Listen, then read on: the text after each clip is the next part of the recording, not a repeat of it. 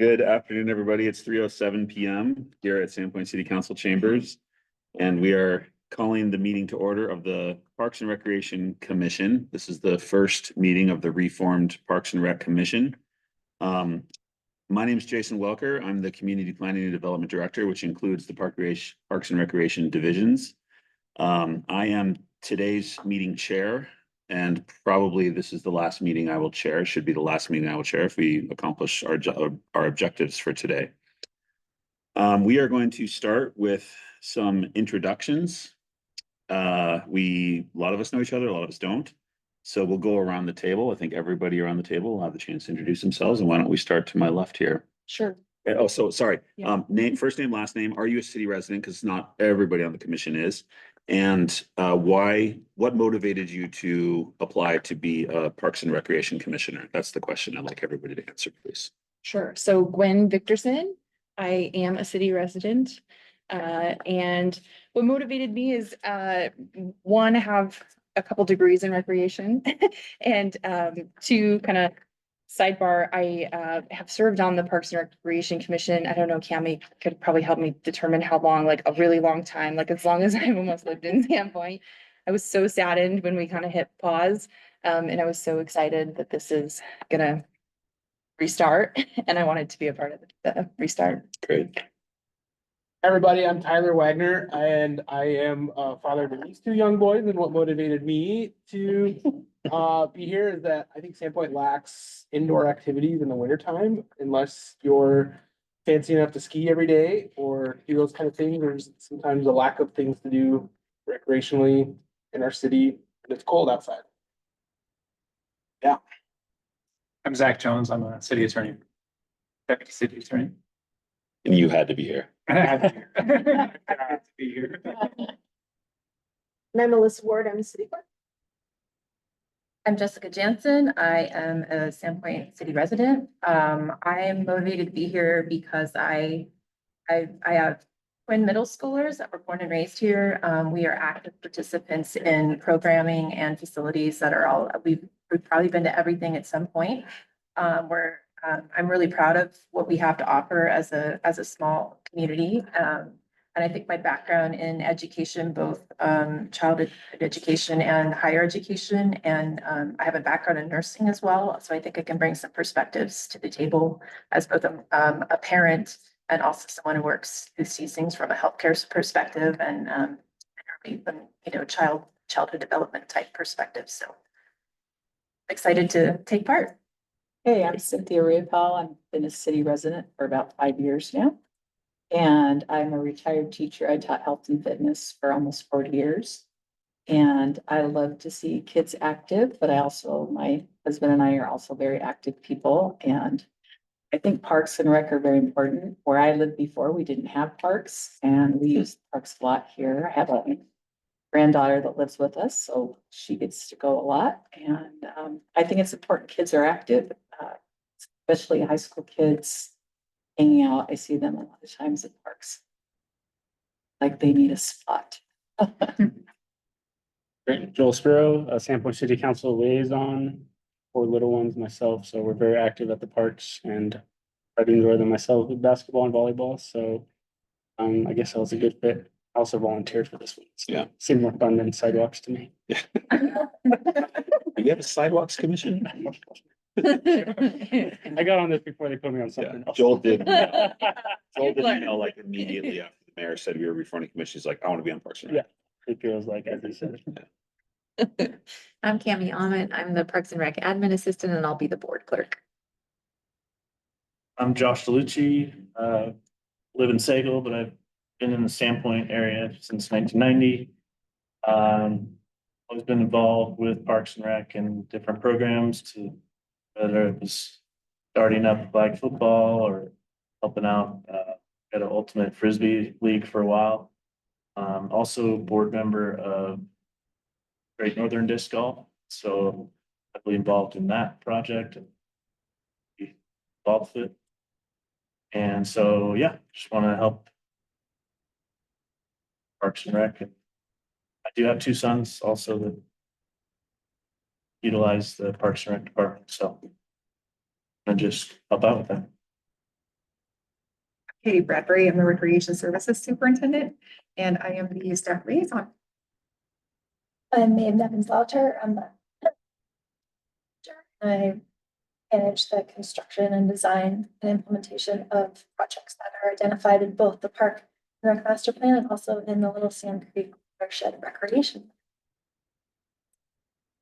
I'm David Miles II, and I am a city resident, and I've got a couple of kids here as well, and I like to enjoy and recreate using all of the parks involved in several different scenarios through that, respectively, and kids like to use parks and recs. I also think I bring a different kind of perspective coming from, I'm currently a teacher, but was also a principal, and so had to kind of like direct all of the sports and athletics through their programs, and so I just might add a little bit different perspective about like what we need. And I'm also kind of here to speak for the little guy because I've always spoken for the big guy in the past. Speak for the little guy. Great, nice. My name is Chris Ankey. I am a city resident, actually live right across the street from Cynthia. And another member of this who's not here tonight, but he lives on 6th Ave as well, so. That's Taylor. Yeah, Yeah. Three members from 6th Ave. Nice. That's true. It is a nice story. Taylor Long. Yeah. He's not here. Not able to be He's, here today. he's on the commission now. So yeah, I've also been involved in Sandpoint Sailing Association here in Sandpoint for a lot of years. And, we've tried hard over the years to connect with the city and collaborate and try different things and just bring ideas to the table and just have not ever felt like we had much traction. I've always appreciated working with Cami. She's been amazing support for the club. And when I saw this opening come up, I thought, what a great way to have a voice. And really for the Sandpoint Sailing Association, it's not just about, people with boats. It's about, at least from my perspective, it's about how do we create more access for the community to the water. We have this amazing asset, City Beach and all that other stuff, but can we build upon that to get folks out on the water, kids, adults, whatever. So I'm passionate about that and passionate about other open spaces as well. So happy to be invited. Yeah, great. And I'm Jason Welker, as I said earlier, Community Planning and Development Director. I've been in this role for 6 months. Before that, I was on City Council with Joel for 2.5 years. I've been a city resident full-time for about 7.5 years. My daughter is 12 in 6th grade at Washington, and she's been a multi-year participant in city rec programs. This summer, she did the 5-week sailing program and then did the week-long sailing camp. Absolutely loved it. Like, what a amazing gift for our kids to be able to do this, like really affordable access to sailboats. And my goal is for her to get really good at it, and then she can take me out sailing. I can just sit back with a beer in my hand. So as Katie said, she is technically the assigned staff liaison for this commission. We'll talk a little bit about what that means in a minute. I invited Maeve here today. There will be agendas posted for these meetings, usually the Thursday or Friday before we meet, depending on what day of the week we choose to meet on. Depending on what's on that agenda, it might make sense for Maeve to be at that meeting if it's more of a parks, facilities or parks project focused agenda, or it might make sense for Katie. There might be meetings where all 3 of us are there, but we had to assign one liaison, and Katie was that assigned liaison. So I did offer to chair today. I'm also I'm the only staff liaison for the pedestrian and bicycle committee, which met last week for the first time.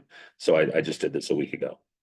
I'm sorry, right here I have this weird echo where my own voice just bounces right back into both my ears. So Sounds great. I feel a little strange right now.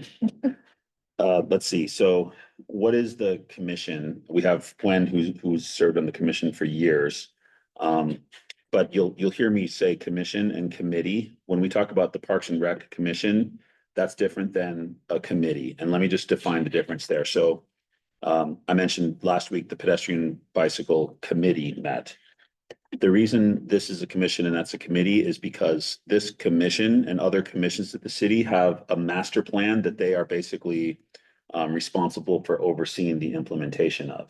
A committee is more of an advisory role. We don't have a pedestrian bicycle master plan. We do have the multimodal transportation master plan, but that includes truck routes and minor arterials and local streets and major arterials. And it's like way more than just sidewalks and bicycle lanes.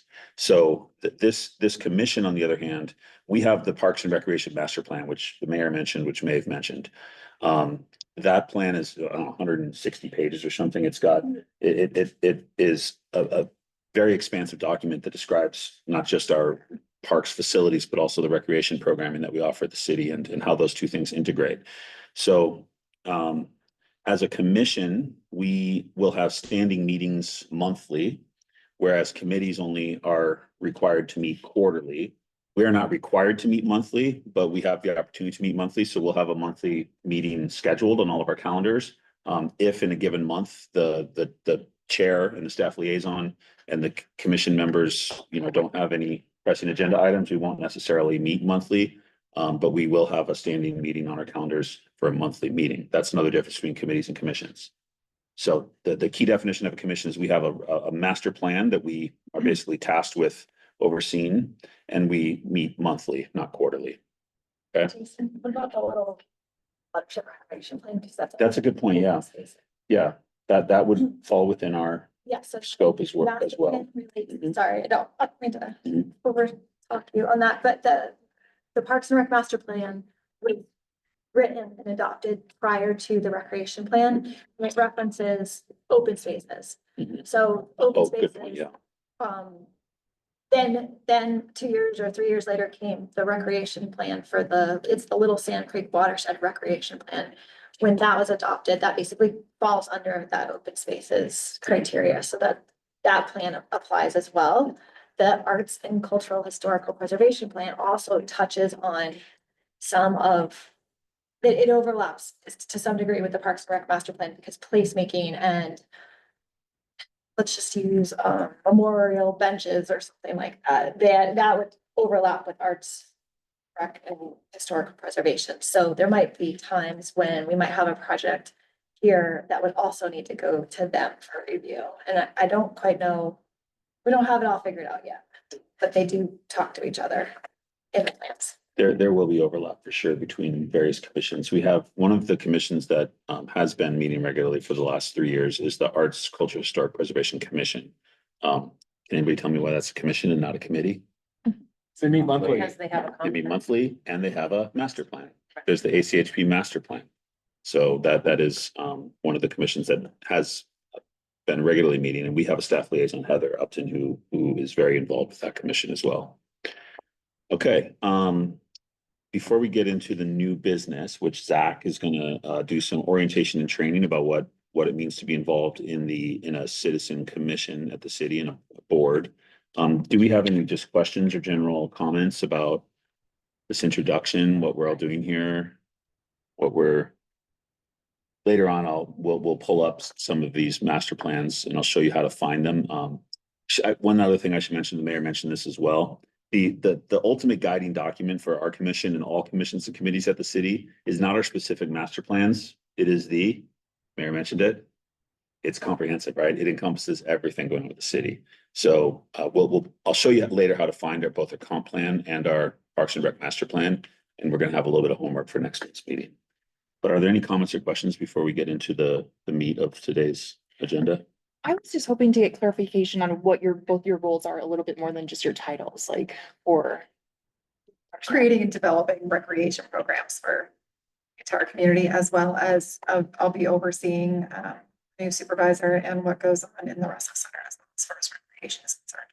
And Kitty, you've been here now 6 months. I've been 6 months doing, as well. yeah, for a okay. decade of Parks and Recreation, City Okay. of Pittsburgh, Las Vegas, City of Awesome. Dallas, Okay. Casa Grande, Arizona. Cool. My last one was Frisco, Colorado. Okay, Actually a small thing. Right. so yours is I've been there. programming and running the facilities and programs, and then Maeve, you're more on the. Yes, so my position was identified in the Park and Rec Master Plan. My background's in landscape architecture, and I've been working in Parks and Recreation for, I think, about 16 years or so. I came from Anchorage, Alaska. and I was up there for a decade, and before that I was in Colorado for 20 years. So my professional career is entirely based on outdoor recreation, design and development. I was in the resort design development world many, many years ago when I first started. And then when the recession happened in 2008, I jumped into the public sector work, working on the implementation of bike paths and recreation trails and pedestrian bridges. So I've got a lot of experience in heavy construction and big civil projects that relate to the outdoor realm. And then here, what I've been working on, I've been here for 3 years. My position, I think it was started when the plan was adopted. I don't think, I know it was, but they didn't bring me on until July of 2021. And then I was working remotely for a few months, and then I moved here in September of 2021. And as you probably all are familiar, by Thanksgiving of that year, the Russell family had come to the city with the donation of the $7.5 million for the Russell, James E. Russell Center. And by basically January of that year, that project was full speed ahead. And I also, over the last couple of years, I've worked on the dock project at the Lakeview or War Memorial Field docks. We added docks there through a WIF grant. And then and then I got the watershed recreation plan. I helped write that and get that adopted about a year ago. I was wearing another hat as the city's urban forester, but it was a lot for me. So I begged when we got a new mayor to please take me off that and give it to the other landscape architect in the city, who is Eric Bush. And Eric and I have very similar backgrounds, but he's on the public works side and he's also involved in construction. So there's 2 landscape architects within the city now, and we both wear very similar hats and also both have park and rec backgrounds. So we really work closely as a team. And then there's a third person in construction, and that's Holly Ellis, and has a background in engineering. And so we're more of our own sort of construction project management team. We are implementers, and we get our directive from city council, from the community, from the mayor or mayor, depending what administration we're in, and then from our directors. So it's not like we're sitting here with a book and I'm like, oh, I'm going to develop this today. That's not how this works. It comes down from the people, it comes through the plans, it gets vetted by city council, and then we implement. Some things I do in-house. So for example, we'll take the dog park. There's this dog park project that's been on the vision of the city council for the last couple of years. We did throw 25,000 in it last year as a placeholder, but the intent was always that I would do the design in-house and do a dog park facility master plan. And then from that, we would, as a community, pick the highest priority dog park facility. And that could mean a facility, could mean any number of things. It could mean a trail, it could mean off-leash dog park, small, enclosed, not enclosed. But anyway, from that master plan, we would have then picked one, and I would have used that funding as a match for grants. But we're not working on that this year because, as you can tell, I'm probably drowning. That's why I brought my work with me. I'm slammed. I'm in the middle of finishing up Traverse. And then once I finish up the Traverse Park project, it's going to be delivered by November. I am handing off, transferring to Katie right now. And so Katie and Jason and Kimmy and I, we all work really closely at this point in the project, where I make sure that she's got everything she needs in the building, and all the pieces to the facility communicate with what recreation needs. And then, yeah, we're kind of just working closely hand in hand in that. And then I won't be part of that project anymore unless there's a construction project. When it comes to single track trails or things up in the watershed, I've been working on that. I am the city's project manager and I do all the inspections for that. But for what we've been working on in the last 2 years since the master plan was adopted for the watershed, is the Ponderay Peddlers and the Sandpoint Nordic Club are working on implementing projects that were identified in those plans. So for example, the Ponderay Peddlers over the last couple of years have been working on the lower basin and building out the trails that were identified in the plan in there, and also doing erosion control and sediment cleanup and stuff like that. And so I work with them, but a lot of what I do is also coordinate with say, the noxious weed groups and the Native Plant Society to make sure that we're utilizing native seeds on our revegetation end. So you might see and you might hear about one project, but I'm often involved in several components of it because I'm sort of like the mediator, if you will, of all these different groups. And then I wear another hat. I am actually the invasive weed coordinator for the city. And I sit on, there is a region-wide committee, and it has Bonner County, and then it also has a couple tribes on it, but it's the Selkirk regional, forgetting the exact name of it, but it's basically the regional invasive weed group. And we meet a couple times a year. And then they provide resources for me. So when I want to have a volunteer event, which we're going to be doing stuff with, both at Traverse Park, but then also up in the watershed, they help provide resources for that. So resources meaning it could be that I have experts that are trained in natural resources, trained in invasive species control, and also they help with plant identification. And then I work a lot with the Connexu Land Trust on, like I'm working on this, there's a plan called the Sand Creek Connections Plan. There's a waterways trail project that's going on. Jason's kind of on that stuff right now as well. So we're sort of dividing and conquering amongst the three of us of who's showing up to things right now just to keep all these projects afloat. And I will be kicking off projects for next year, which there isn't a lot on my plate for next year. And you're going to probably talk more about that with Jason, but the budget just got adopted and we're basically going from almost a $10 million budget to we're down to 200. 600. Well, yes, 600, but we have to get the grants to make it 600. Okay. So I'll be switching gears over this next 6 months. You'll see me switch gears from being heavy on construction and that pushing contracts out to bid to more of planning, strategic fundraising, and working with the community and hopefully you all to do assessments of our parks and trails and identify priorities of things that we can take care of from the infrastructure side, whether it's utilizing our in-house parks maintenance crew, volunteer events, and then capital projects. So we're going to be working together a lot on that kind of stuff. And yeah, I have lots of ideas where we can all work together, but Jason would like me to contain myself. We really have a great team in the Parks and Rec Park. We're a small team. This is the whole team. I think Cammie's by far the most experienced member of this team. Cammie's been here over 20 years. Is that correct? 22. As far as experience with the city, these two have vast experience, obviously decades of experience between them, in other communities, and Maeve almost 3 years here now, over 3 years here now. So Cammie's really the glue that holds us all together, I think, and we meet weekly as a team to see how we can all support each other in projects and programs. I really look at it as like projects, programs, and that's what we offer in the parks and the recreation part. Yeah. Oh, and then the one person who's not here, who's and also an essential part of our team is Austin Hull, who is our parks maintenance manager. So he's obviously not here because he's building a pathway for us, saving us like $60,000 that we would have had to spend otherwise, doing it in-house. Austin is the kind of guy, it's like, hey, Austin, can I just a short little story here? On Friday last week, we had about 6 of the representatives from the ball field user groups. We had Little League, we had Sasquatch baseball, travel baseball, at high school baseball, at high school softball coaches. We had the regional softball league all here.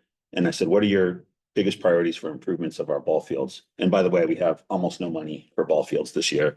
And we came up with a list of 5 things that we could do for almost no money or with community support. And not kidding you, the next morning, Austin was out there with a Kubota tractor that we own in the Parks Department, removing the sod from Field 3 at Traverse Park, because they said, we don't want that sod there anymore. We want that to be a dirt infield. We got Little League to come up with $4,000 to buy 85 tons of infield dirt. We got Peak Sand and Gravel. Mike Peak is a member of this ball field user community. He's donating the trucking to get the infield fill from Spokane up to here. That's several $1,000s with the trucking services. And probably within 2 weeks from now, we're going to have a brand new baseball field that's gonna end up costing the city no money beyond, I know they're almost done. Austin's sending me pictures today and they've removed all the sod, like. So that's kind of how we roll at the city. We're always looking for collaborations, partners in the community that can help us fulfill parks projects. We have a $10 million budget this year because Maeve hustled and wrote a $600,000 grant that's paying for half of the new playground that we're getting at Travis Park. And because the Russell family came up with a $7.5 million donation that helped us Which has completely grown to 8 million. over 8 million in interest, you know. So, in Austin's been here forever too, right? Austin, 27 years. Yeah, exactly. As our parks maintenance manager. It's like, yeah. And he's never gonna retire, which I'm very thankful for. So he'll be here 27 more years. So one follow-up question, if you could speak to, does the Parks Master Plan still align on behalf of your team? Is it a yes or a no? Well, there are definitely components of the Parks Master Plan that we are actively pursuing implementation of. But you can't look at the Parks Master Plan as like something we can do in the next year or two. It's about $100 million plan. Yeah. So if we come across $250,000, what little component from that plan can we implement in the next year? That's kind of where we are. Will we ever do the entire Parks Master Plan? Absolutely not. There are things in there that are a pipe dream that unless someone came along and said, here's $25 million, completely rebuild your waterfront. Okay, well, then we'll look at the master plan and say, well, what can we do? What does the community want right now? That's what the mayor was saying, like the scope of the master plan was so ambitious as a lot of our master plans are at the city. You could say the same thing about our multimodal transportation plan. Do we want to do things that are in the multimodal transportation plan? Absolutely. But like one project in that plan is like a $85 million project. So can we do the whole plan? No. Yeah. Like it envisions an underpass under the railroad tracks on Baldy Mountain Road. Like, are we gonna do that next year? No, it's an $85 million project. Right? So do we want to do it? Sure. So, okay, I'm gonna hand it off to Zach Jones, our city deputy attorney. He's gonna do some training for you.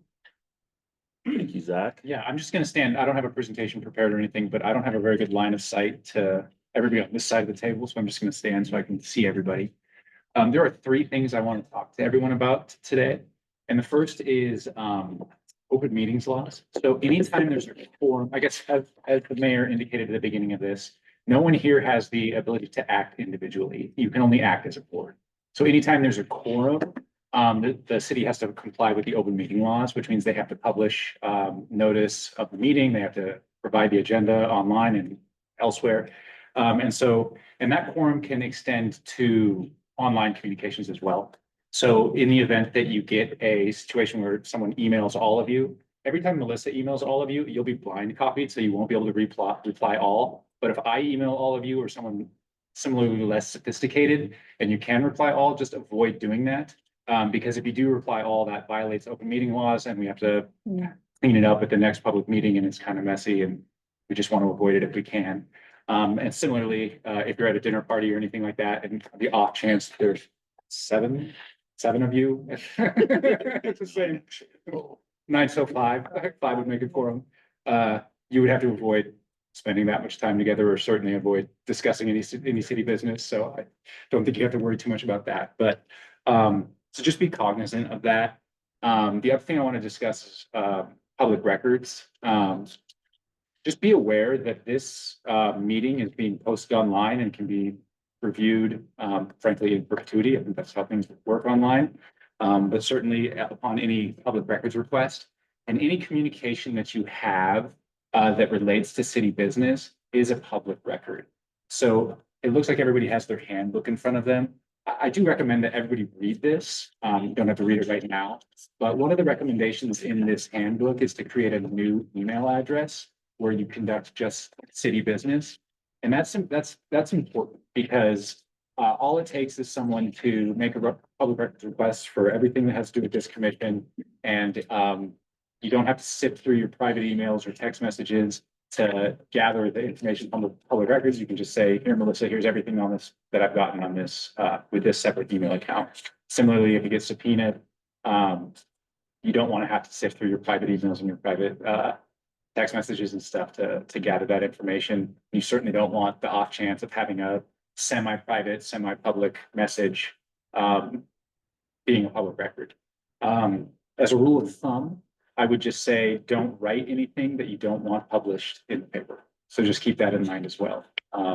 So just, I'm not trying to scare anyone, but it's just important to be aware of that.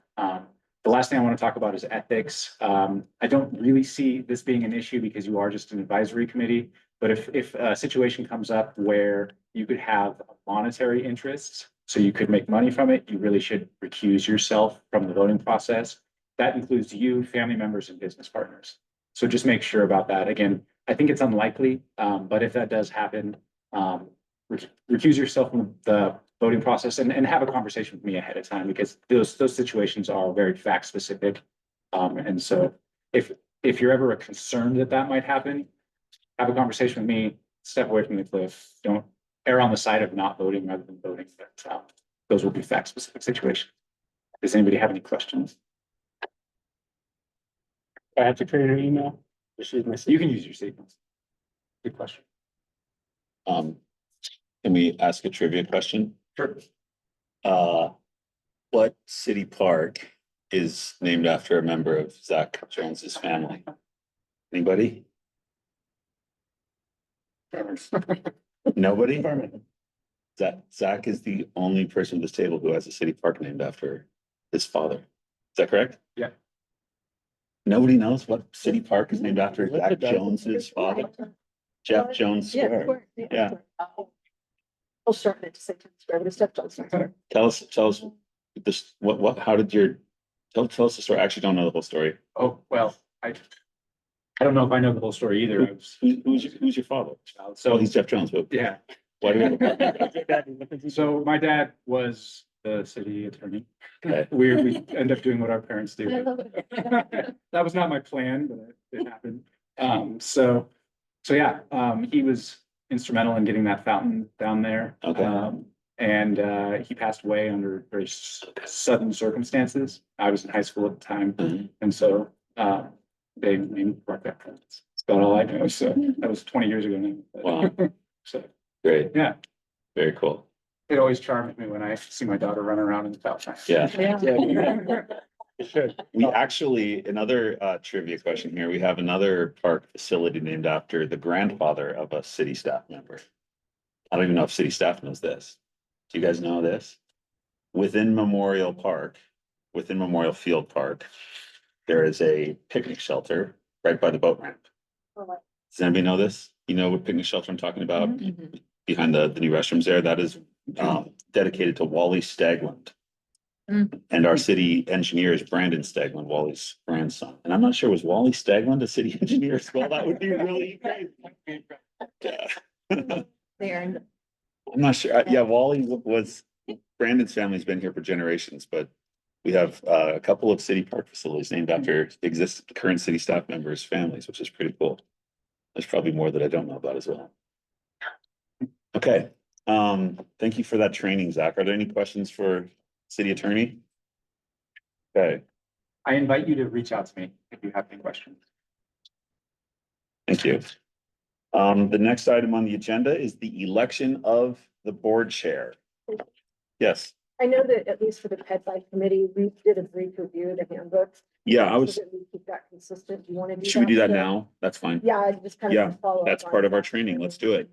So you have in front of you a handbook. This is given to all the citizen advisory boards, including committees and commissions. I encourage you to peruse that. We'll hold off on the city code, which is also in front of you for our roundtable discussion later on. But let's do, why don't we take like 3-4 minutes and just skim the handbook here. It's only about 4 pages. And let us know if you have any questions. We'll probably have Melissa talk a little bit about. Well, I what won't go through Robert, and read it all. no, but Nate, can you give us like the 2-minute primer on Robert's Rules of Order? Well, Robert's Rules of Order basically is, and the city code dictates what city does for the most part as far as running meetings. We have our civil ethics and civil statute now that we passed not too long ago. So there's just rules of quorum during meetings for all of our public meetings. So that's in city code. Robert's Rules of Order is used generally for ensuring that motions and votes and amended motions and things like that have an order. I doubt that we're going to do a lot of that with these committees and commissions. I don't even do it a lot with council. It comes up very infrequently. But if we do need it, it is our guiding rules for meetings. Otherwise, in the handbook, just like Lisa said, just cruise through it, just make sure that you just understand the roles. That, and, Zach, of course, gave a great introduction to all the not as fun stuff, all of the rules that are required in the laws. Meetings will be held here in council chambers at this table for the most part, unless there's a conflict with another meeting, you'll find another conference room. The agenda will be posted by your board clerk, and you will be notified when that is posted along with the packet. Zach went through open meeting and rules and order of voting. Just a couple of things, just during meetings, this is a big commission, there's 9 members. So just be cognizant, meetings should last no longer than 90 minutes. Hopefully that's the plan, during the workday. And, just make sure that, it talks about not monopolizing the conversation, things like that, allow all board members to speak so everyone has an opportunity. Because you're gonna be moving through things pretty quickly, you're gonna have a lot to do. Minutes are kept by the board clerk, those will be posted, and communication between, board members, let's go over this really quick, just a short part. All recommendations for the board will be reflected in the board's minutes, and communicated through the board's, council staff liaison. Jill will be giving updates to council at meetings as to what happened during the meeting, so that everybody's just kept abreast of that. And then just a note about public announcements and media inquiries as far as that goes. If you're approached by the media, for instance, the mayor mentioned that you won't speak on behalf of the board as an individual, and all media inquiries for the city, that includes for our advisory boards, go through the mayor's office. So there's an email address in this handbook at cityclerk@sandpointidaho.gov. It's kind of a general email address that several of us check.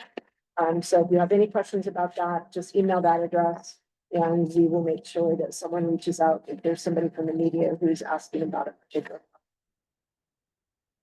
Budget and purchasing, make sure that you're not out buying things for the commissioner for city business unless it's. There is a specific budget. You want to make sure that you don't buy something and end up not being. I mentioned the code of ethics and civility, which is in city code. And that's kind of it. Just questions, email, or give a call. Melissa, do you mind navigating to the city's homepage and showing us how, if, for example, we don't, open the link from an email, how do people find the meeting agenda and packets from the city's homepage? So our website currently, we're in the process of launching a brand new website. So I'll show you the current website where those things are. But just so you're aware, it's going to look a little different here, probably in the hopefully next few weeks. Right now, if you go to, for instance, the calendar to look for a meeting and say this meeting today is the 11th, and if you click on it, it's going to tell you the agenda is not here. The reason for that is because we did implement some new software for public agendas and meetings and minutes, but it'll provide a link there to get to that page.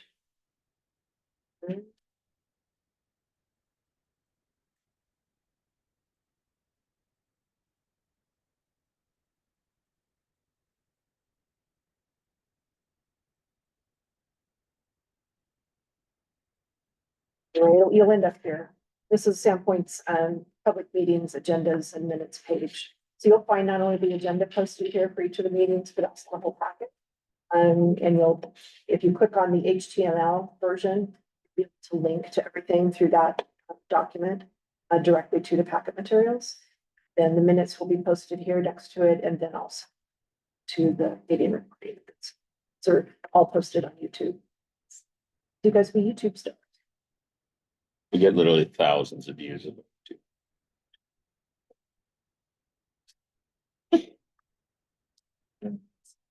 Okay. So the meetings are going to take place monthly. The agendas will be determined by the board itself and the board chair. And that's for that reason we need a board chair. So the way this worked with the ped bike committee last week was we open it up to nominations. You're totally welcome to nominate yourself. We need a chair and a vice chair. The only difference is the vice chair just fills in when the chair is not here. We have 9. We don't expect there to be 9 people at every meeting. Even today, we only have 8 people. That's one of the reasons we wanted a large commission, so we wouldn't have to cancel if, 1 or 2 people couldn't show up. We want to be able to hold this meeting monthly if necessary, even if we only have 6 people there. There's going to definitely be months where you have something else on your plate. So, but we do need a board chair and a vice chair. So I would open it up for any nominations, discussion. Yeah. Don't be shy. If you think you would be good, if you want to run this meeting going forward, it's kind of fun. Oh, can you tell us about the script? Sure. Yeah, this is something you need to know before you commit to this, because it's not like this every month where you'll be up there just kind of making stuff up like I am. I've done this many times, but Melissa, what can a chair expect when they sit down at this meeting every? So for all of our boards, like for instance, during council, the mayor's reading off of the script, Yeah. the entire meeting. And we do that just to make sure that we get through all of the necessary legalities of motions, votes, things like that, and public hearings. But we also do that for our chairs of our advisory boards. And they're not as long, obviously, but just so that you feel comfortable going through the meeting, you would have a script to go through the meeting, so that you wouldn't have to wonder how to, ask for a motion or what's next or anything like that, or how to adjourn the meeting. It will all be scripted for you.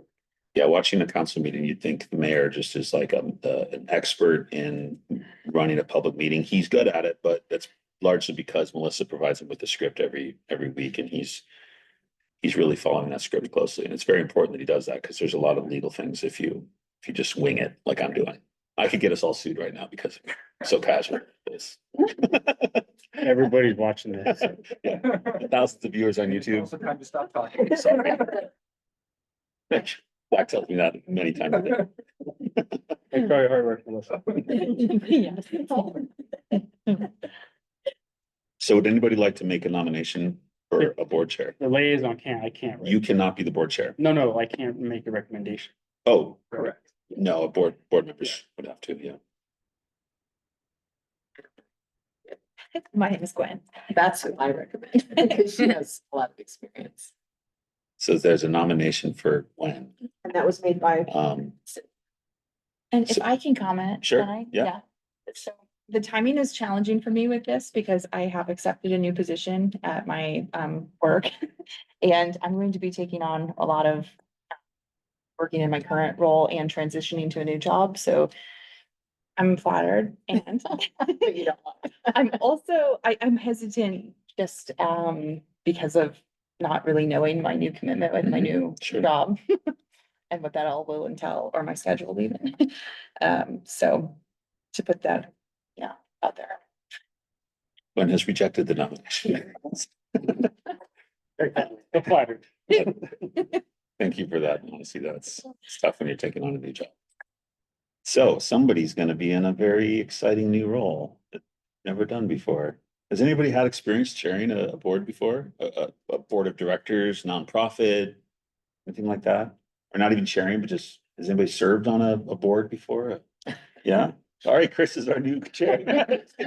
Chris, you have had some experience on serving on a board.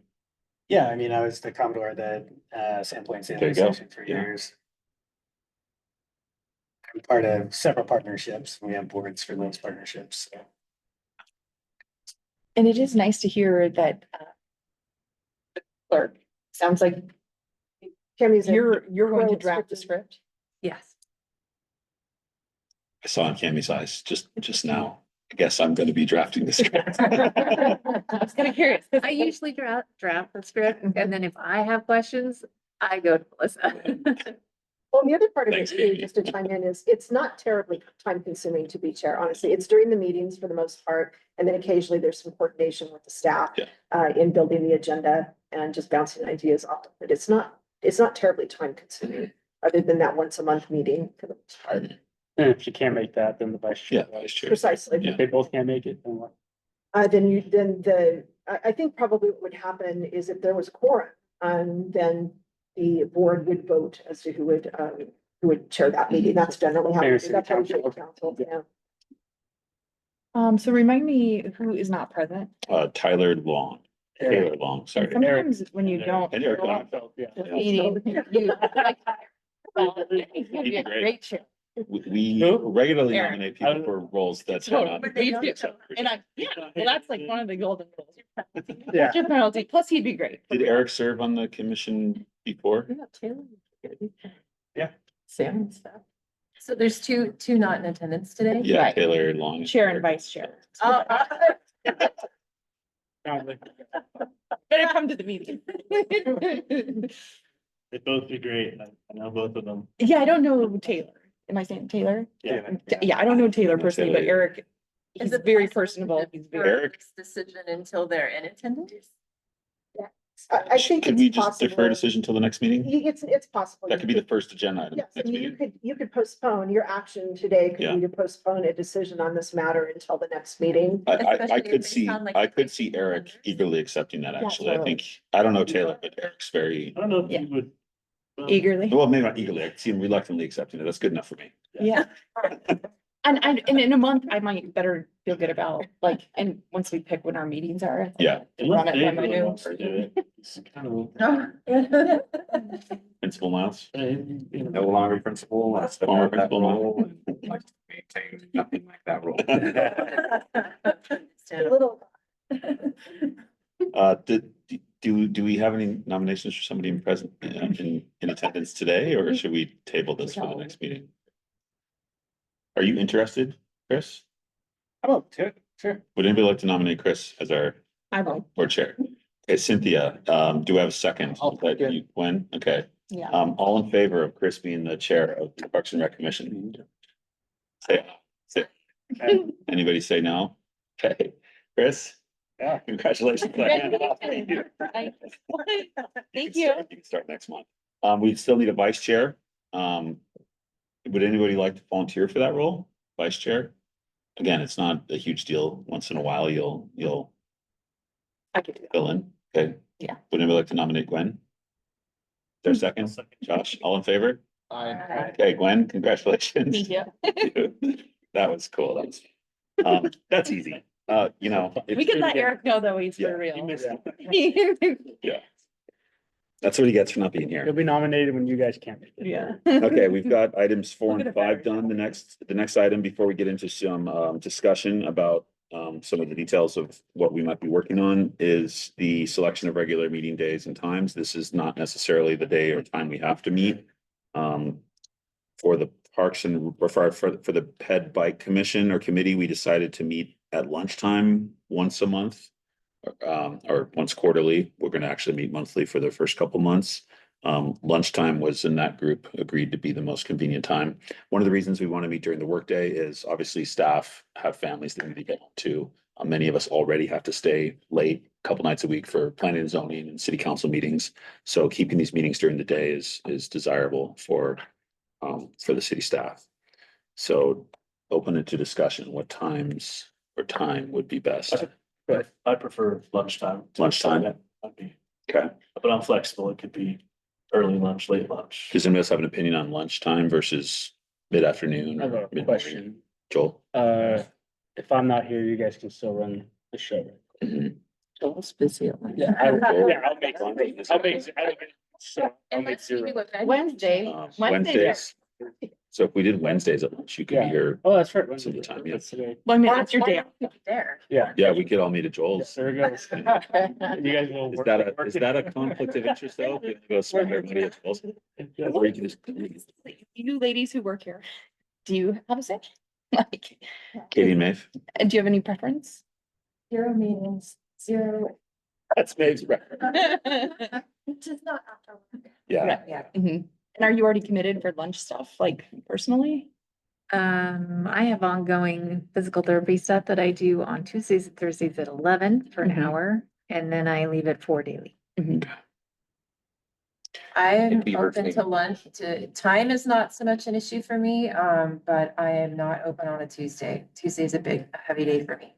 Does Wednesdays at lunch work for most people? That is the only day that Joel could be here during the week, Not for me. I'm a Rotarian and we meet at noon on Wednesdays every week, every week. which I think is a good connection to this group too. Yeah, for sure.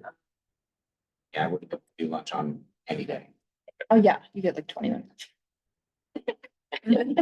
Well, we don't, we could do a What's your prep hour? afternoon, I have a question. yeah. Kind of changes, but. I can do via Zoom, right? Like I have my Sure. earbud in. Yeah, anybody can join And via I'm Zoom. like- Yeah. Cause I'm like, I'm not really gonna be. You're not a voting member. member Yeah, your or- responsibility is to report back to council on Right. what's going on. So even if it was, if I can zoom in, have my AirPods in, have it on mute, if I have to say something, I can step Mhm. off. But really, the teacher has the biggest struggle. Yeah, Because yeah. your teaching contract ends at 3:15. Yeah. Right? I mean, it's a stretch for me to get here today, even at 3, but that's not too hard, but lunch would just not even be an option. Would a Yeah. 3:30 meeting work for people? That's kind of a weird time. But then- 3:30 works. better. 3:30 is the latest in the day we'd want to start. Well, But that can we doesn't- leave at 4? Yeah. Well, what if we left, we started at 3 and then sometimes you. Unless it wasn't. And I can usually get. Just like, yeah, that's a good reason for you to leave. Does she work later on Wednesdays? Oh, she's off. You're at 4 every day. And if there is a better council member that the schedule can't fit, that's totally. We want you, Joel. We could get you out of all your Friday meetings. No, just, no, Fridays are enough. I like the part of it. Yeah, please do Fridays at 1:30 I hear. Okay. Mhm. So 3:30 is too late for you declared, It's 3. correct? 3 if we were done by 4. I mean, there's no Do reason we couldn't meetings wrap have it. to be 90 No, minutes they do long? not. That's the But that's absolute just, max, yeah. that's the outside. And it's okay, it's probably okay if you come 15-20 minutes into a meeting as And well. I can make 3. Okay. I mean, it's once a month. What if we So said 3, 3 with 4 the goal of maybe? wrapping up by 4? But not Wednesdays if it's 3. There's council Not unless it Wednesdays. was, you could do it. But we'd be out of here by 4 though. No, You could do it on a stay. Or a different. Up on the. Yes. the problem, that and also, staff. this is the place that's kind of set up for this live Yeah. streaming, zooming, recording. Yeah, The room's available second Wednesdays if you What guys if- want to do a Wednesday. Or fourth Wednesday. what day of the week did the pet bike commission or committee end up? Was that a Thursday? That's a Thursday. Okay, what about the second Wednesday of every month? We have a standing meeting at 3 o'clock in this space. Would that work for the majority of people? I mean, Is that okay? Second Wednesday. We'll try to wrap it up by 4 every month. Second Wednesday at 3 p.m. Yeah. Second Wednesday of the month, 3 p.m. space.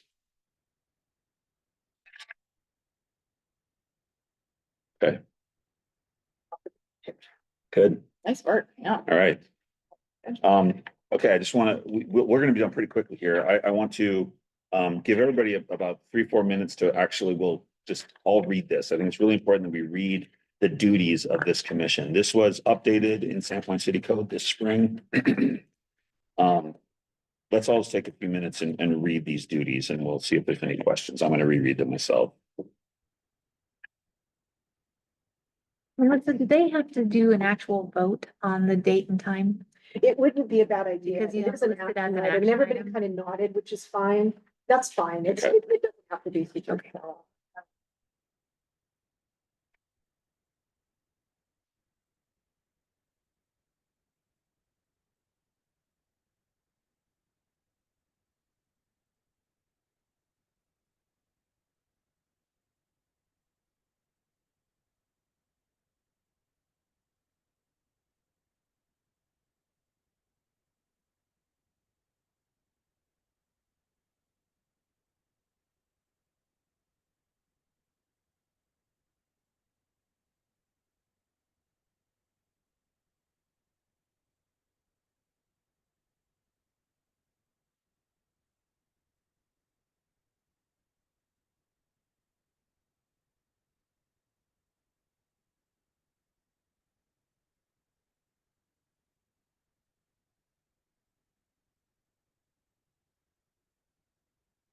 Any questions or comments about these duties?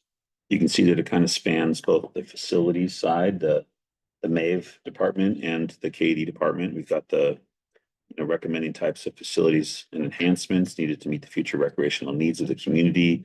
But also supporting the development and execution of community recreation programs and projects to cater to diverse populations. I'd estimate that throughout the year, we have close to 20 at least different programs, probably more, 24 different programs we offer. Katie's got loads of ideas. This group can kind of act as a sounding board to make recommendations, to give feedback on proposed recreation programs. We also have, as I mentioned, a catalog of parks improvements totaling over $100 million. As we adopt our budgets every summer, we'll be identifying elements from that master plan to focus on with our fairly limited parks capital improvement funds for the next year. We won't get too much into the weeds on budget stuff, but before we wrap up, Cami, are there questions or comments about this? Before I give you your homework, I'm still your chair for the next 10 minutes, so I can assign homework. No comments or questions? Okay, pretty clear. Cami, do you mind taking us, or Melissa, you're in control. Do you mind taking us to the homepage again, showing us how we can find community master plans? This is a super easy link. This is your homework, everybody. To do some reading and some research to better understand 2 of our community master plans here next month's meeting.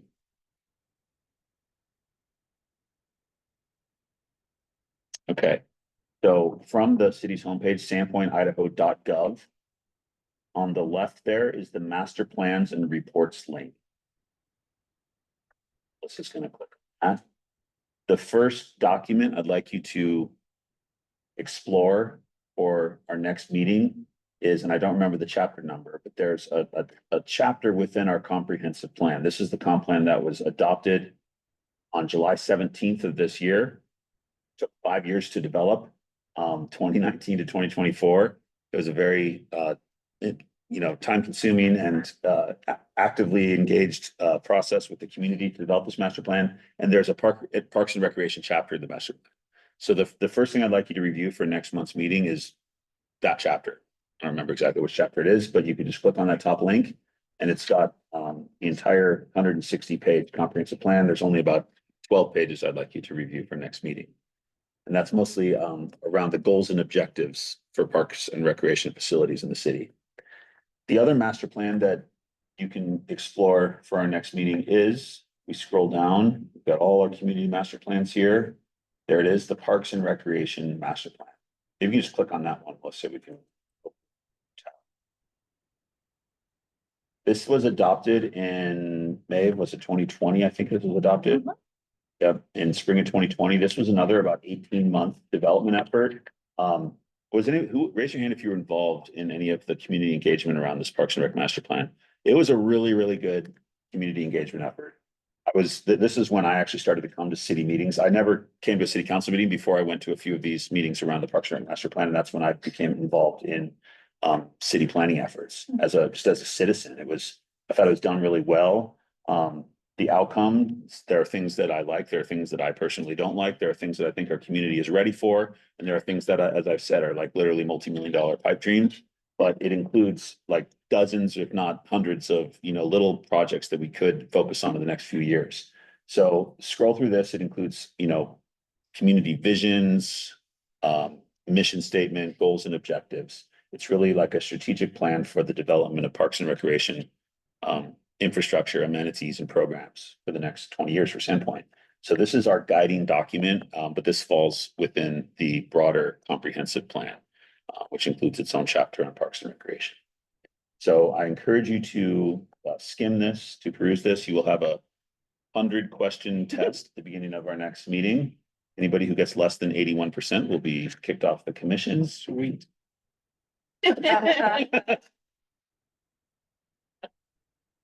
Okay. That's probably it for today. I really enjoyed being in this role. I'll leave it in the capable hands of Chairman Chris and Vice Chair Glenn. Zach, will you be with us at future meetings, or is this just the? It depends. Okay. Yeah, pretty wild. Yeah. Yeah. Any closing comments or questions before we wrap it up for today? And just over, actually, it's exactly 1 hour it took us. We started a few minutes late. So this was a 1 hour meeting. I could see these going, sometimes less, sometimes a little bit more. I would Nothing just else? like to say as a citizen, and I'm thinking, I bet you have something to do with this. I am noticing some really neat things being pushed out. I'm seeing programs that I've never seen before in the 12 years that I've been a parent here. childcare. Yep. Gap care during, school days, Non-school days. non-school days. I mean, these are awesome things. These are things that my family that live in other much bigger communities, you know, have access to things like that. And I'm always like, oh. Yeah. That's a great idea, but you know, and so I just think it's great. I'm personally past needing those services, but if I had little kids still, let me tell you, I think that's wonderful. But pretty soon your kids will be old enough to work for the city rec Yes, department. absolutely. Absolutely. Yeah, our goal would be, one of our goals is to be a desirable employer for youth, instructors, coaches, things like Yeah, that. absolutely. Yeah. I'm working on it. They'll be at CPR next. There you go. Oh, I'm teaching that. Yeah, Yeah. one thing I will say, I'm really thankful that I'm in a department that has its own social media channel. And I'm not joking at all here. Like the city's official like Facebook page is in the past, it's been, you know how Facebook is, like a lot of garbage comments and stuff, and people would just be trolling. But everything that the Parks Department puts out seems to get nothing but love. And it's because I'm serious, like a lot of likes, a lot of pop, and we allow comments on our Parks and Rec Facebook page, unlike our city Facebook page, but we welcome those comments because it's almost always like super positive stuff. Yeah, Katie's done an amazing job on programming in her 6 months here. And then on the facility side, Maeve, I mean, the projects she's overseen are going to change this community. Tyler mentioned he's here because he wants indoor recreation. That's the indoor sports center is a sports center. It's not an indoor pickleball and tennis club. Katie and the supervisor that we have hired to run that facility are not like tennis and pickleball people. They are recreation people. So that facility is going to be activated immediately for year-round recreation for all sorts of sports and activities. Some of those youth programs you mentioned are going to take place in the James E. Russell Community Room and make use of the indoor court space, not just for tennis and pickleball. You can play all sorts of games, capture the flag, dodgeball, whatever it is, frisbee. You can do all sorts of things in that building. So we're going to have a 40,000 square foot indoor rec center here in a few months. And Maeve's efforts on that have been just monumental since beginning of this year. She's been the only person on city staff who's been running that project. That's great. I just think as more word gets out, obviously there's a lot of misinformation, a lot of things still swirling around. But I think once that gets out, that's really multi-use and it's not just for a select couple of. Oh, absolutely, yeah. People are just gonna. And we've really already embrace seen that. the skate park more than double in size this Oh, year. it's phenomenal. And that has become like unbelievable. There's like any given time of day, there's 24 to 40 kids there on scooters and Yeah, and skateboards that and bike bikes. track is great. Yeah, the bicycles park, One yeah. thing I wanted to offer you, Jason and I have started to get tours Mhm. and of the facility, yeah, and I think anytime that we could schedule a tour, and I don't know how it works with the quorum. I look to you, Melissa, That's a good and question. Jack, but it would be great if we could have a tour because now we have something to show you. The playground's starting to take shape. We're targeting November 15th to be done with everything, landscape and everything. And the ribbon cutting, we don't exactly know.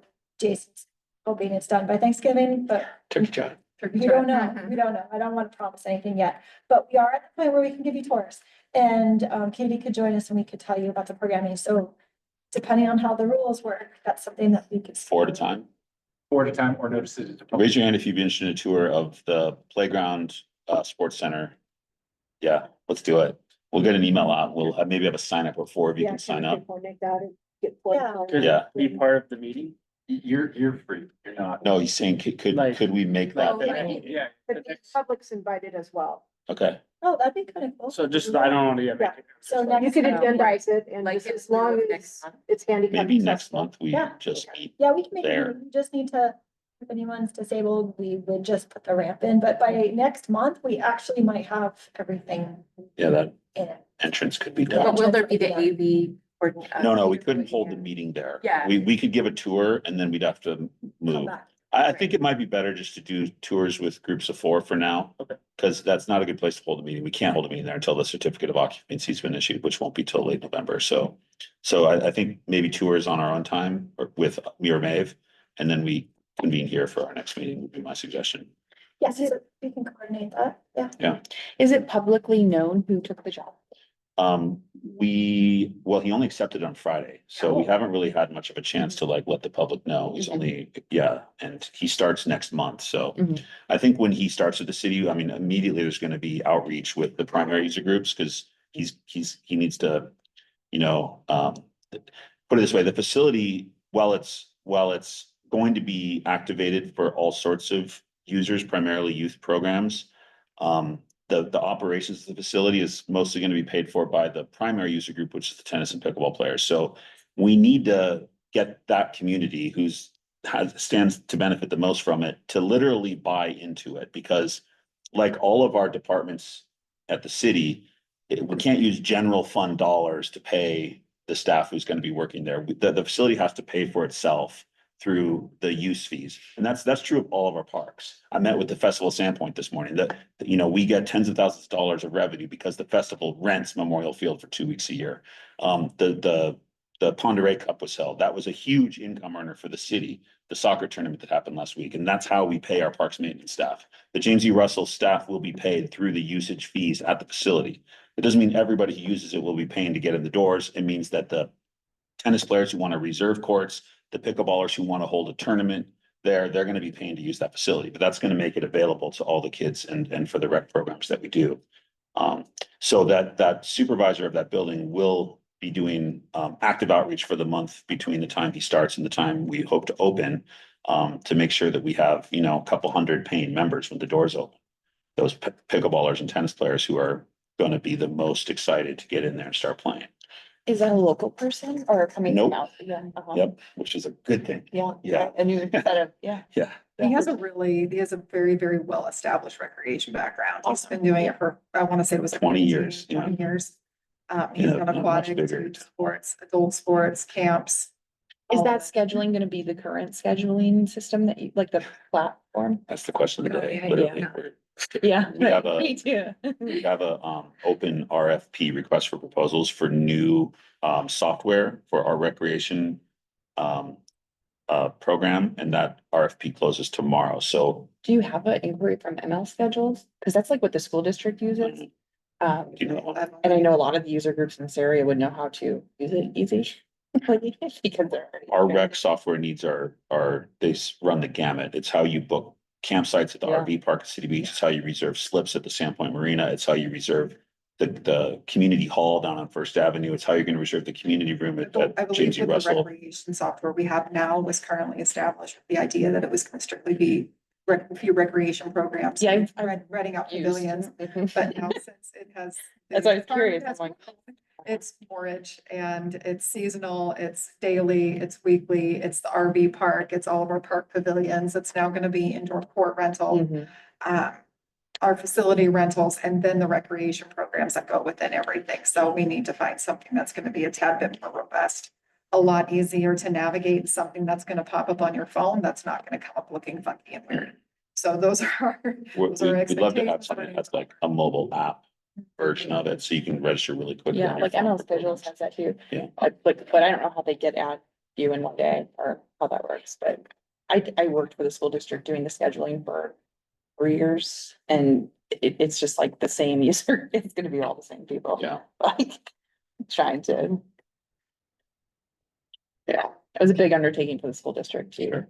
change over to get all your rooms. The individual, he's got a fairly decent amount of experience working with all the regulations. So he's done some building and there's a bit. Okay. Any other questions or comments before we wrap up? You can ask, I mean, this is your chance. So we'll see you guys again in 4 weeks, but if you have any questions about projects that are going on? Is there any project for a swimming pool? Oh my gosh. Yeah, Maeve's gonna build that for us next year. I mean, obviously not. It was identified in the park and rec master plan, but there's no funding whatsoever, and current administration, i.e. mayor, does not have interest in exploring any further large capital park projects. Yeah, what about swimming lessons at City Beach? Definitely something we're exploring. There is no resources at the moment to be able to instruct. There are no certified people in our region to be able to instruct, and we're looking at ways with which we can bring people into our region to be able to train and to certify. So you need to find those unicorn WSI instruction people. And I'm reaching out to as many resources I personally know Right. and beyond to see if there's any ways of being able to bring that specifically to our areas so that we can get people trained. And lifeguards too, is that? Same situation, there's zero resources out here to train lifeguards. Yeah, the lifeguard situation we advertised last year, we had 4 people apply. 3 of them dropped out when there were only 4, because you can't run a lifeguard program in City Beach with fewer than 12 lifeguards. So Red Cross suggests one lifeguard for every 25 people. Or they need to be able to respond to their scene of incident within 22 seconds. So needs to be either or on this, and the training the areas that we have available right now to be able to certify are shallow water certification lifeguards. Open water is not shallow. So there needs to be that. There's a swim team, I suppose. There is, yeah. Is that- I think they did is their that how open it water used to training work? though at a different pool because it's not deep enough. used to be a lot of college That's kids been the too. issue is Yeah. the depth with which the lifeguards are being trained. The pool at the YMC is only 5 feet deep. Yeah. That doesn't help when you're actually going into deep water to recover.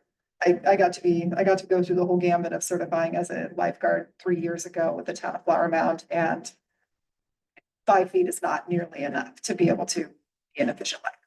So there's those needs of either bringing somebody up here that can train in open water to be able to do those certifications for us. I know that the American Red Cross does offer site specific.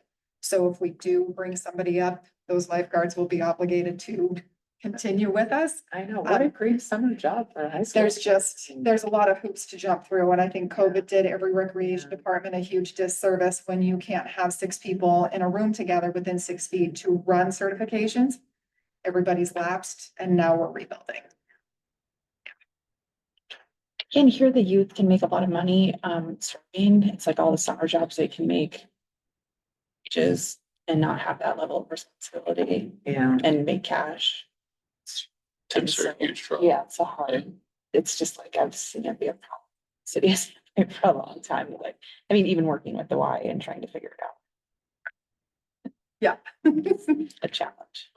I could share just a kind of a brief summary of how we fund park improvements at the city. In case you were wondering, we don't always have multi-million dollar donations to put towards parks projects, but everybody who's been here for more than 3 or 4 years remembers that until 2021, we had a local option sales tax, 1%.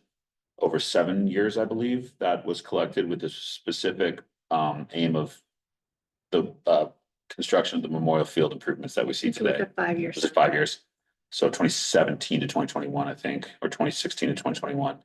So for 6 years, we brought in about $1.2 to $1.4 million a year from that local option sales tax. That all went towards the park's capital improvement budget. Okay, so what we see at Memorial Field now, which is the grandstands, the turf field, the brand new boat launch, the parking lot improvements, the new restroom facility there, that was all paid for out of the local option tax. During that time, our regular parks capital improvement fund, which is rebuilt every year through park user fees, was able to accumulate and grow because we had an alternative funding mechanism for our one big park project.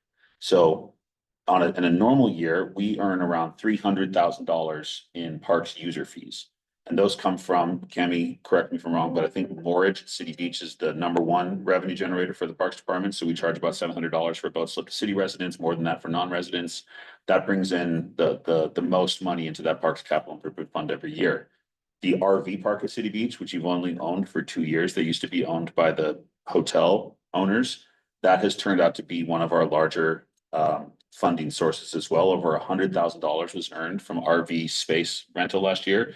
So I kind of like having an RV park at City Beach. There's a huge demand for camping spots here. Our parks master plan actually calls for that to be turned into a boat launch. So that's something this commission should probably look at. It's like, do we want to take away one of our larger revenue earners, something that there's a huge demand for, or should we make a recommendation the parks master plan is amended to perhaps invest in the RV park and make it better so that there's more demand for it? That's something we can discuss at a future meeting. possibly before the end of this year. This is actually a priority of the mayor's. He wants us to look at that RV park and figure out what to do with it in the next couple of years. And then all the user fees. So when the high school reserves Memorial Field for tournaments and practice and games, that's earning revenue for the city. When private clubs like the Legion Baseball, the Sasquatch Baseball Leagues, when they reserve field space, when we offer city programs, we are building into the cost of our programs the field usage fees, so that the rec department actually helps fund the parks department, which is kind of funny. And Katie doesn't love it, but I think it's really great, right? Like when somebody signs up for rec league softball, in their fee that we charge them, is some of that goes back into the park so that we can maintain the fields that they're playing on. So each year we have around $300,000 come in for user fees. That is our base budget for parks projects. Now, it's been a long time that since we didn't have more money coming into parks, because from 2016, we had that $1.2 to $1.4 million a year coming into parks. Then as soon as that local option tax expired in 2021, Jim and Ginny Russell came along, James's widow and son, and said, hey, we want to fund a large parks capital project. So we had a $7.5 million donation. During those years of the local option tax, we weren't spending our $300,000 every year. So it was growing and growing, so that when Maeve came on, she also had over $1 million in parks capital improvement funds that had accumulated. So what I'm trying to say is we are coming out of an era of about 8 or 9 years of abundance in parks project funding. And we are entering an era of austerity in parks project funding. The mayor, he has made it very clear, I'm not showing any of his cards here, he is focused on basic infrastructure at the city, streets, sidewalks, sewer. Okay, he's convinced council that those are the most important things as well, because they are. I'm not gonna lie. They really are. So we have a new local option tax coming up for a vote on November 3rd this year. And it's for another 1% sales tax, and it's going to go towards streets and sidewalks and pathways. Okay, Councilwoman Rule, our council president, made sure that pathway funding could also be used for pathway improvements within our parks. We have a few miles of parks pathways as well. The mayor was agreeable to that. So that's one funding mechanism we might have for, let's say, rebuilding the 1.4 mile path around Traverse, Great Northern and Centennial, which is a really poor condition. It could be, I walk in Lakeview Park all the time. That path is absolutely horrible. Good luck pushing a wheelchair around Lakeview Park right now. So we do have some funding coming down the pipe if the local option tax gets approved by voters for parks pathways. But our parks capital improvement budget looking forward is around $300,000 a year. There is another funding mechanism for parks improvements, and that is the development impact fees. Every time a new home gets built or a new business or office building or warehouse or storage facility gets built, for residential units in particular, between $2,300 and $2,500 and $3,500 is paid into our parks development impact fee fund. We can use that money for parks land purchase and for parks improvements that serve the new growth that we are experiencing. So some of the money going into Travis Park this year is from parks development impact fees, because a new playground that's much larger than the old playground will serve the growing population. The doubling of the skate park in size serves the growing population. So there is no way of knowing how much money will come into that fund every year. If 10 new homes get built next year, we'll only get $35,000 into that fund. If 100 new homes gets built next year, it's $350,000, whether those are apartments, townhomes, or houses. It's between $2,500 and $3,500 per home. So if let's say a new apartment building comes online with 156 new units, we've got about $500,000 in parks development impact fee funds right there. So in a selfish way, I'm like, yeah, build more apartments because it means more money, but also means we have to serve a growing population. So there's all these complicated things. So when we go to budget for the next year, our base parks capital improvement budget is $300,000. Okay. Now we know grants are out there as well. Maeve wrote the grant that is paying for half of our playground this year. That was a $600,000. It doubled basically what we had for that park project. I'm working on a grant right now for $350,000 to help finish some of the improvements at the south end of Traverse Park next year. But there's all these question marks, right? Like, we don't know, we know we have $300,000 a year basically to plan new parks projects or to improve our existing parks I'm infrastructure. the only one asking questions. Cynthia, go for it.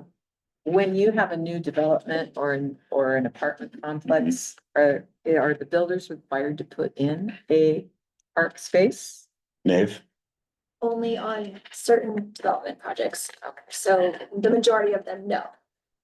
It depends if they're asking for a variance and it's the CUP process. Yeah, through the condition, it depends on what kind of development they're building. What about apartments, not on apartments at all? Yeah, again, it kind of depends. If they're doing like a cookie cutter standard, they're not asking for any, Right. any concessions from city code or anything. But there's something called a planned unit development, like, the old U of I property, the southern part of that, which has nothing built on it besides a road right now. Yeah. That was what's called a PUD, a planned unit development. They wanted to be able to do certain types of, buildings there that maybe would not have been allowed within our city code. For a multifamily zoned neighborhood like that. So they came and said, we want to do a PUD. Well, the PUD, the planned unit development process, is a way for developers to get relief from certain development standards like setbacks. We might say there's a 25-foot setback in this zone. Well, they want to do a 15-foot setback. Okay, well, what are you going to give us in return? Park space, open space. So the developer of that property, which by the way has been on hold for 3 years now, because he ran out of financing, as a lot of developers did during the high interest rate period. He worked with Maeve to implement like a public pathway around that development and a little bike park in that development for neighborhood kids, but it would also be open to the public and a And a playground. playground, okay. So that was an extraordinary type of development. That's an unusual type of development. We might only see one of those every few years in the city. So many apartments have young kids. It Sure. amazes me they don't have playgrounds. in. Well, the thing is, developers, if they want to make their developments more attractive to families, Right. should be motivated to put little playgrounds in them, but they wouldn't be public playgrounds if it's on No, purely they'd be private. for that apartment. Yeah, I understand Yeah. that. I just, I'm always, kids need to be active. They need somewhere to go. In Yeah. the fee schedule, like the usage fees, they used to look at that every 2 years. When is the last time the rates were like changed and when is Fee it up? schedule is adjusted by council annually.